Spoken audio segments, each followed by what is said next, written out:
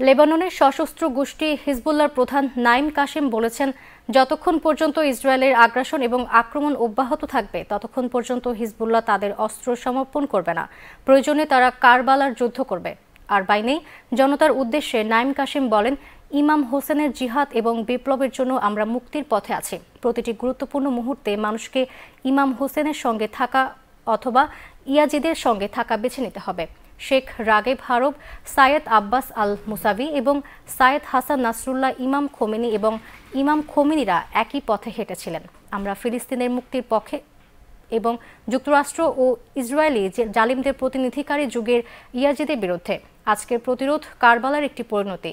কাসেম তার বক্তব্য জোর দিয়ে বলেন, 2006 সালের বিজয় ছিল মুহাম্মদী আলাউদ সমর্থনের আশীর্বাদগুলোর মধ্যে একটি, কারণ আল্লাহ বিপুল সংখ্যক শত্রু থাকা সত্ত্বেও আমাদের সাহায্য করেছিলেন। 2006 সালের বিজয় 17 বছর ধরে শত্রুকে নিরুৎসাহিত করেছিল এবং হিজবুল্লাহর ভয়ে আগ্রাসন শুরু করতে বাধা পেয়েছিল।